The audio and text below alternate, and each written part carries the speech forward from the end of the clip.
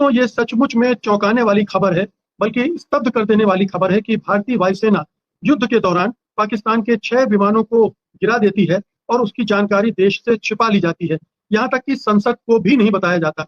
पाकिस्तान को इतना बड़ा नुकसान पहुंचाने वाली ये खबर तो ऐसी थी कि इसे तुरंत देश को बताया जाना चाहिए था। इससे देश और सेना का मनोबल बढ़ता, अंतर्राष्ट्रीय जगत में भारतीय वायुसेना की साख को जो पट्टा लगा है वो न लगता। पाकिस्तान जो बहुत चढ़कर बढ़कर बातें कर रहा था वो वो न कर पाता। और जब पाकिस्तान दावा कर रहा था कि उसने हमारे 5-6 जहाज गिराए हैं, तब तो भारत सरकार को बताना ही चाहिए था कि हमने तुम्हारे 6 विमान गिराए हैं और ये लो सबूत। इससे मोदी सरकार की भी वाहवाही होती, वो भी छाती ठोक कर कहती कि ऑपरेशन सिंदूर की सफलता का ये है प्रमाण। मगर ऐसा नहीं किया गया, तो सवाल उठता है क्यों? क्या किसी का दबाव था? क्या अमेरिकी राष्ट्रपति डोनाल्ड ट्रंप ने उनसे चुप रहने के लिए कहा था? अगर ट्रंप ने कहा भी था तो सरकार चुप क्यों रही, झुकी क्यों? क्या गिराए गए विमानों में F-16 विमान भी था? वायुसेना अध्यक्ष की भाषा पर भी गौर करना चाहिए। उन्होंने कहा कि सेना को खुली छूट थी, सेना के तीनों अंगों में बहुत शानदार तालमेल था, सीडीएस के नेतृत्व की तारीफ की उन्होंने। क्या सरकार ने उनसे ऐसा कहने के लिए कहा था? क्यों कार्यक्रम में बहुत बहुत स्वागत है। श्रवण जी, आज आपसे शुरुआत करते हैं, क्योंकि ये खबर ऐसी है, बड़ी अजीबोगरीब है। मतलब ये युद्धों के इतिहास में पहली बार शायद ऐसा हुआ होगा कि किसी देश ने अपनी सेना के उस वीरतापूर्ण कार्रवाई को उस समय रिवील नहीं किया, 3 महीने बाद उसकी चर्चा कर रहा है। जबकि हर सेना, हर देश ये करता है कि अपनी उपलब्धियों को बढ़ा चढ़ाकर बताए, ताकि दूसरे पक्ष की का मनोबल गिरे और भारतीय से अपनी सेनाओं का मनोबल बढ़े। देख पा रहे हैं उल्टा हुआ। ये जरा दुखद बात है। हम उम्मीद करते हैं कि बहुत सारे इंस्टीट्यूशंस के बारे में हम चिंतित हैं कि वो नष्ट कर दिए गए हैं। हम उम्मीद करते हैं कि सेना कम से कम इस्तेमाल नहीं की जाएगी इसमें, लेकिन जो उनका बयान है उसके फैक्ट्स अपनी जगह हैं। ऐसा लगता है कि वो जो परसों राहुल गांधी ने किया है, कल किया है, ये उसकी जो राजनीतिक ताकत के रूप में जैसे वो आ रहा है, जैसे उसकी स्वीकार्यता है, उसको धुंधला करने और उससे डाइवर्ट करने की कोशिश में एक शंका है ये कि इस बयान का इस्तेमाल करने की वजह ये हो सकती है। ये शंका है, क्योंकि सेना का सवाल है, इससे ज्यादा नहीं कहा जाना चाहिए। लेकिन निश्चित तौर पर ये समय, इससे तो और बातचीत होगी, इससे तो और फजीयत होगी सरकार की, क्योंकि ये सवाल जो हम लोग अभी डिस्कस कर रहे हैं, ये आम लोगों के दिमाग में भी आएगा कि भैया आपने उस समय क्यों नहीं बताया, 3 महीने बाद कहां से ये आम लोगों के रिएक्शंस में है, वहीं से मैंने लिया। ये इन टिप्पणियों पर जो सोशल मीडिया में बहस, हमारे यहाँ, अब हम भी एक सक्रिय समाज है, हमारे यहाँ 40-50 करोड़ लोग उसमें एक्टिव रहते हैं, तो ये उस बहस में आया, ये पाकिस्तान के की ओर से आ रहे रिएक्शन के जवाब में भी आया और इंडिपेंडेंटली भी आया, ये वहीं से आ रहा है। जी तो श्रवण जी, आपने जो टाइमिंग की बात की, उससे उसके दोनों कारण हो सकते हैं। एक जो आपने दिया, एक जो शीतल जी दे रहे हैं, दोनों हो सकते हैं। लेकिन ये जो मूल प्रश्न था कि अगर उस समय हुआ था तो छिपाया क्यों गया? क्या उसका पॉलिटिकल इस्तेमाल करने के लिए उसको बचा कर रखा गया था? लेकिन उससे जितनी फजीयत हुई सरकार की, वो होने क्यों दी? उस जो पहला फेज है इसका, इस भाषण के पहले का, वो कितना महत्वपूर्ण है इस मामले में? देखिए, मैं मानता हूं कि इसमें छुपा के नहीं रखा गया, ये नई चीज कहानी बनाई गई है एक नए आगे के एक्शन के लिए, और उसके लिए वायुसेना को ही कहा गया है, क्योंकि अमरप्रीत सिंह जी ने ही 3 सप्ताह बाद ऑपरेशन सिंदूर के इस डिबेट को चलाया था। और सारी डिबेट जो है एयरफोर्स की भूमिका को लेकर ही चल रही है, रफाल की भूमिका को लेकर या नेवी के अटैचे शिव कुमार के कथन को लेकर। इसमें जो सबसे बड़ी चीज है वो 2 है। अगर आप राहुल सिंह जी की पूरी प्रेस कॉन्फ्रेंस को फिर से देखें, उन्होंने ये कहा कि 80% से ज्यादा हथियार या विमान और ड्रोन्स जो पाकिस्तान यूज कर रहा था वो चाइना के थे। राहुल सिंह जी ने जो कहा, और जो पब्लिक डोमेन में था, कि चाइना ने अपने विमानों का परीक्षण किया, जो कि कहा गया कि रियल टाइम में अपने विमानों को टेस्ट किया पाकिस्तान ने, चाइना ने। आप ये बता नहीं रहे हैं कि आपने चाइना के विमान गिराए हैं कि पाकिस्तान के गिराए हैं। तो क्या पाकिस्तान, अमेरिका के यानी चीन के विमानों को कुछ नहीं हुआ और पाकिस्तान के विमान, अमेरिका के विमान गिरे उसमें? अगर ये कंक्लूजन है तो आप क्या बताना चाहते हैं कि आपने अमेरिका को ये बताना चाहते हैं कि आपके विमान हमारे काम के नहीं है, इसलिए हम आपके F-35 को नहीं ले सकते क्योंकि हमने उनको युद्ध में गिराया है। पहली चीज। दूसरी चीज ये कि आप सुखोई 30 विमानों की और सुखोई 400 मिसाइल सिस्टम की तारीफ कर रहे हैं। इसका ये मतलब है कि हम ये ढूंढ रहे हैं कि आप तुरंत प्रभाव से रूस के साथ कोई बहुत बड़े समझौते करने जा रहे हैं और उसके पहले आप तैयार कर रहे हैं ग्राउंड को।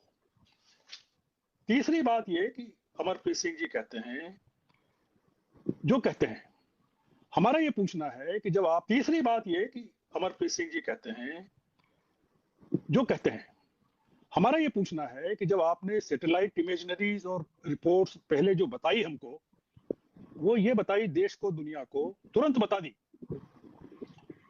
कि ये हमने 13 ठिकानों पर सफलतापूर्वक अटैक किए 22 मिनट में, 23 मिनट में। और अटैक उसमें हमारा कुछ नहीं, प्रधानमंत्री के शब्द हैं कि हमारा तो कांच भी नहीं टूटा। हमको ये पूछना है कि जब आपने वो 13 ठिकानों पर हमला किया और आप टारगेटेड था 13 ठिकानों पर, तो ये पाकिस्तान के विमान कहां से आ गए बीच में, कब गिरे?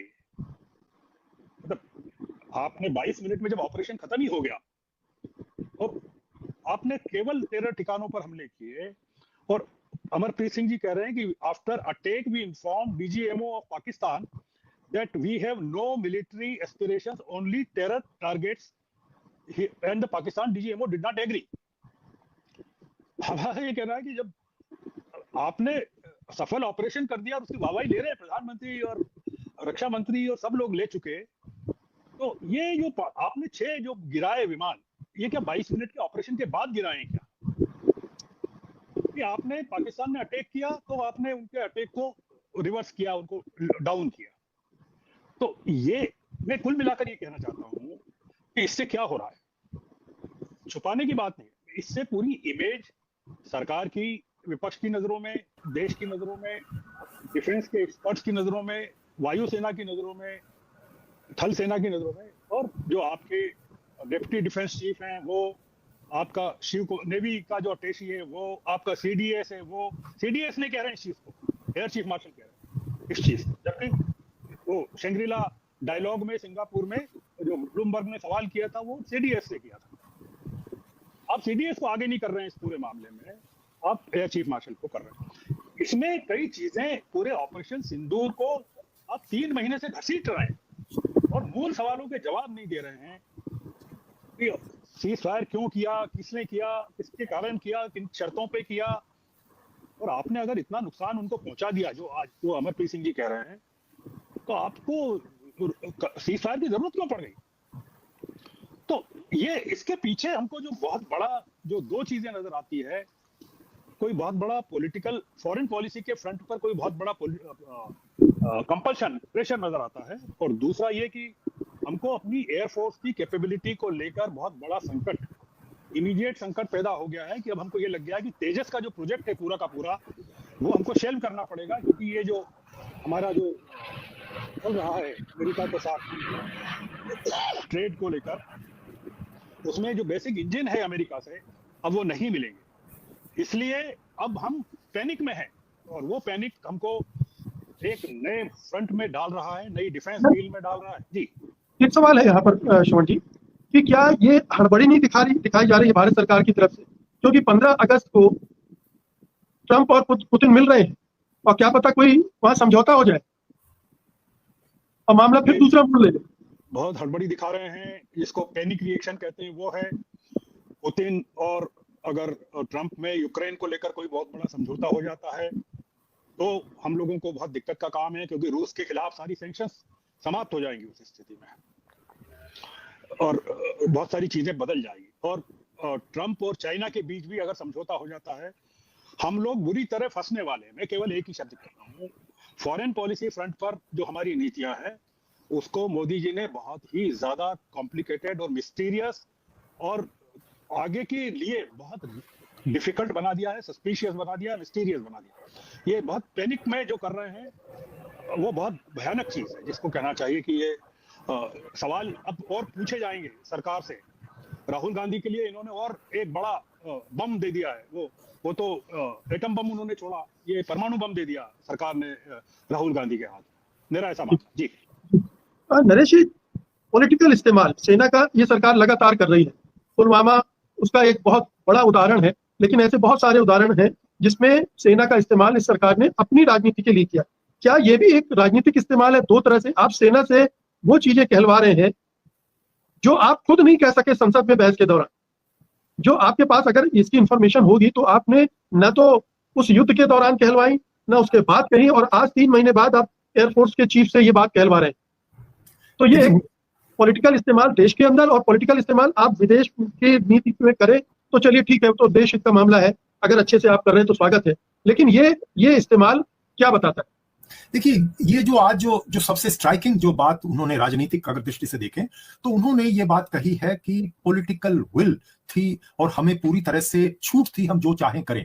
ये दरअसल उस नौसेना के अधिकारी ने जो इंडोनेशिया में कहा था उसका आज वो जवाब एक तरह से दे रहे थे। और लेकिन ये जवाब देने की जरूरत क्यों पड़ी, और वो भी वायुसेना के अध्यक्ष को? तो ये थोड़ा सा मुझे ये, क्योंकि उनके अधिकार क्षेत्र में जो बात आती है पॉलिटिकल विल थी या नहीं, ये बात मुझे नहीं लगता कि उनको बताने की कोई जरूरत थी, अनलेस ये कोई बहुत बड़ा सवाल उठ गया हो। को लेकर के आज एक बार फिर से एयरफोर्स चीफ एपी सिंह, उन्होंने एक बहुत बड़ा बयान दिया है।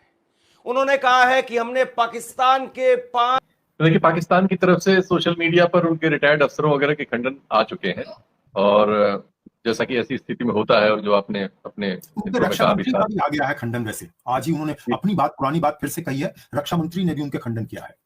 जी जी, धन्यवाद। तो मैं तो ये देख पाया था कि उनके बहुत सारे पुराने जनरल वगैरह ने इसको खंडित किया था, और जैसा कि होता है एक दूसरे से जब इस तरह की रिश्ते हों जैसे हमारे पाकिस्तान से हैं, तो उसमें थोड़ा सा आदमी दूसरे की हंसी उड़ाने वाली तर्ज पे सब कहता है।